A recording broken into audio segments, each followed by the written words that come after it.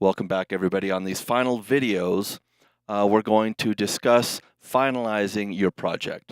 In other words, creating a final mix. We'll talk about a couple of different ways to do that.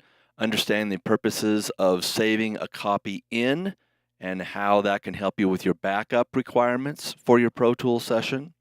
How to bounce out your files and how to add these final bounced files to an iTunes library, SoundCloud account, or to a Gobbler account. And also how to maybe create an audio CD.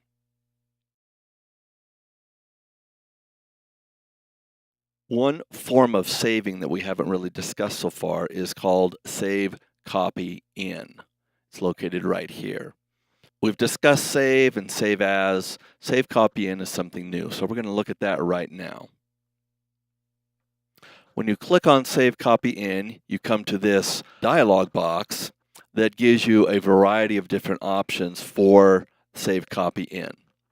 You can choose to save your Pro Tools session in an earlier version of Pro Tools.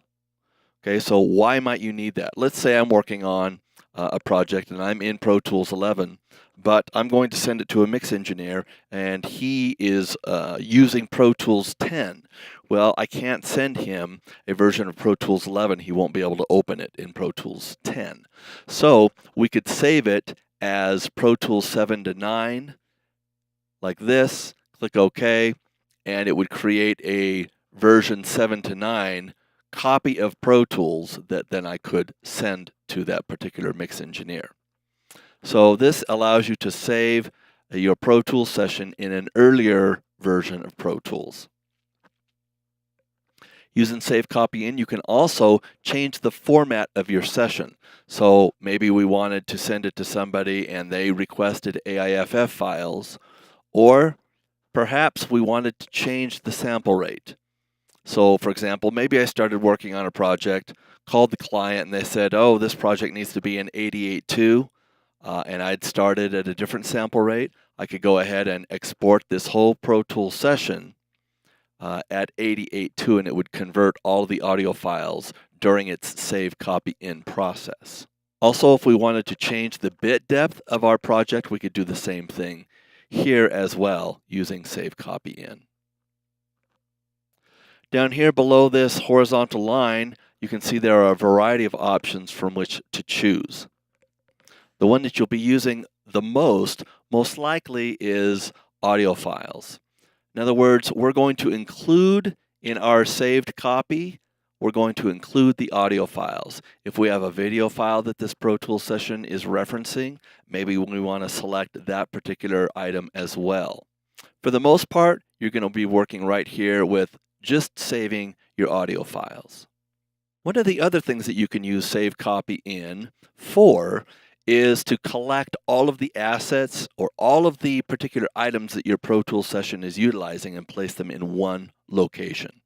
So let's say we have drag and dropped into our Pro Tools session a bunch of audio loops. Some of them we forgot to force copy and they were at the same sample rate as our Pro Tools session. So Pro Tools is just referencing those files in their original location and they're not in our audio files folder. To remedy that situation, we could use this feature, Save Copy In, select audio files here and click OK. And then what it's going to do is it's going to create a new backup including all of the audio files that this session is referencing. So this is a great way to collect all of your audio files, video files, other things that you might be using in your Pro Tools session and make sure that they are in one place.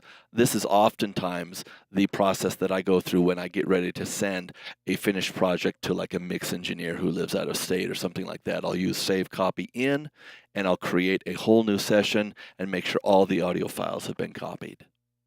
So when you're using Save Copy In, once you're finished, you're working in your original session, you're not working in the copy. Save as, once you rename the file, you're in the new file, okay? Whereas with Save Copy In, you're just saving a copy in a different location. You never actually change the Pro Tools session that you're working in.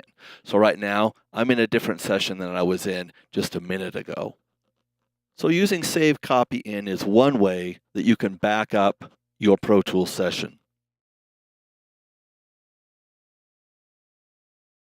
Another way to back up your audio files and your Pro Tools session, other than using Save Copy In, is by using a third-party service called Gobbler. If you go online, you can find Gobbler. Just do a search for it. And here it is, Gobbler Plans.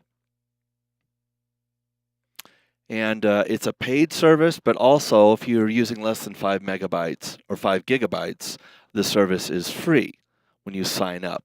So you sign up, decide on what plan you want, and then you can have Gobbler scan your hard drives and locate all your Pro Tools session files and back up all of the audio, video, or other data that you might need for that Pro Tools session to a third-party cloud. So I have Gobbler. Let me go ahead and open this application.